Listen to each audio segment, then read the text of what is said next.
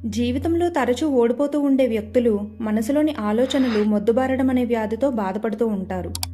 ఈ సాకులు చెప్పడం అనే వ్యాధి ఎన్నో విజయాలను సాధించిన వ్యక్తికి, ఉన్న చోట కూడా నిలదొక్కుకోవడానికి కష్టపడే వ్యక్తికి గల తేడాని తెలియజేస్తుంది. ఒక వ్యక్తి తను చేసే పనిలో ఎంత ఎక్కువ విజయాన్ని సాధిస్తే అంత తక్కువ సాకులు చెప్తాడు. ఒక పనిని స్టార్ట్ చేసి పూర్తి చేయలేని వాళ్ళు అలా ఎందుకు చేయలేకపోయారు అని అడిగితే బోలెడన్ని సాకులతో చేటబారతం చెప్తారు. ఇలా ఆ సాకును చెప్పిన ప్రతిసారి అది ఆ వ్యక్తి మనసులో మరింతగా పాతుకుపోతూ ఉంటుంది. సానుకూలమైన ఆలోచనలు కానీ, వ్యతిరేకతతో నిండిన ఆలోచనలు కానీ మళ్లీ మళ్లీ చెప్పటం అనే ఎరువుతో మరింత బలంగా పెరుగుతాయి. సామాన్యంగా అందరూ 4 రకాల సాకులు చెప్తారు. అందులో మొదటిది, విజయాన్ని సాధించాలంటే మీకు తెలివితేటలు ఉండాలి.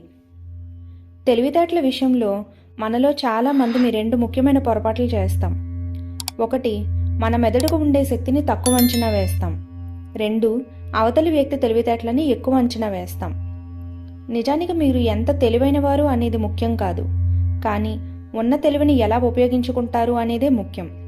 అంటే మీకు ఎక్కువ తెలివితేటలు ఉన్నాయా లేదా అనే దానికన్నా వాటిని మార్గనిర్దేశం చేసే మీ ఆలోచనలు ఎక్కువ ముఖ్యమైనవి.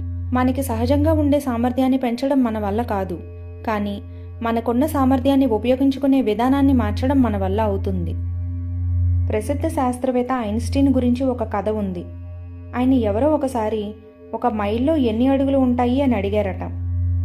నాకు తెలీదు, ఏ బుక్లో వెతికినా 2 నిమిషాల్లో దొరికే సమాచారాన్ని నా బుర్రలో ఎందుకు అనవసరంగా నింపుకోవడం అని జవాబిచ్చాడట ఆయన.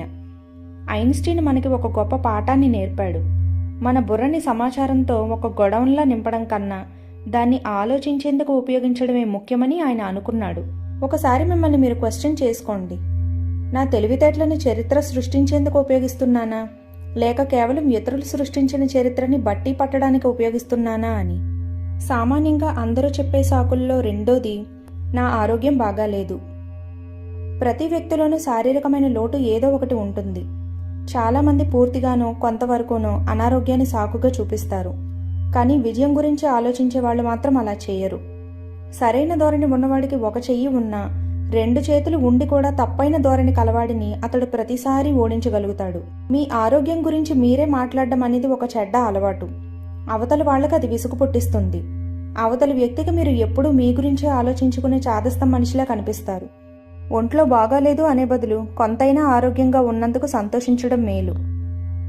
ఇక తరచుగా వినే 3వ సాకు, దురదృష్టం ఎప్పుడూ నన్నే వరిస్తుంది. ప్రతిదానికి ఒక కారణం ఉంటుంది, అకారణంగా ఏదీ జరగదు. ఎవరో ఒకరు దురదృష్టాన్ని తిట్టుకోవడం వినకుండా మీరు 1 రోజు కూడా గడపలేరు. అలాగే ఎవరైనా విజయాన్ని సాధించినప్పుడు ఆ విజయానికి అదృష్టాన్ని ఆపాదించడం కూడా మీరు ప్రతిరోజు వినే ఉంటారు. ఏ వృత్తిలోనైనా పైకి వెళ్లిన వాళ్ళు అక్కడికి చేరుకోవడానికి కారణం కష్టపడి పని చేయడం మీదే తమ ధ్యాస ఉంచడం. ఇంకొకళ్ళ విషయంలో అదృష్టంలాగా కనబడేది మన విషయానికి వచ్చేసరికి మన కష్టానికి తగ్గ ఫలితంగా అనిపిస్తుంది. విజయాన్ని సాధించడానికి ఎటువంటి ప్రయత్నం చేయకుండా ఉండే మార్గాల కోసం వెతుకుతూ కలలు కంటూ మీ మెదడుకున్న శక్తిని వృధా చేయకండి.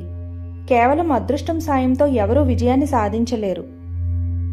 తరచుగా వినే సాకుల్లో చివరిది, నాకు వయసు మించిపోయింది. తమ వయసు సరైంది కాదు అనే ఆలోచన వల్ల చాలామంది ప్రయత్నమే చేయకుండా ఊరుకుంటారు. వృద్ధాప్యం అనేది ఓటమిని కలిగించే ఒక వ్యాధి. మిమ్మల్ని అది వెనక్కి పట్టి ఉంచకుండా దాన్నే మీరు ఓడించండి. భవిష్యత్తును మీరు నిజంగా చేయదలుచుకునే పనులకే వినియోగించండి. నేను ఎన్నో ఏళ్ల క్రితమే స్టార్ట్ చేసి ఉండాల్సిందే అనే ఆలోచన రానివ్వకండి. అది ఓడేవాళ్ల ఆలోచన. దానికి బదులు నేను ఇప్పుడే స్టార్ట్ చేస్తున్నాను, ఇంకా అసలు జీవితం ముందే ఉంది అని అనుకోండి. విజయాన్ని సాధించే వాళ్ళు అలాగే ఆలోచిస్తారు.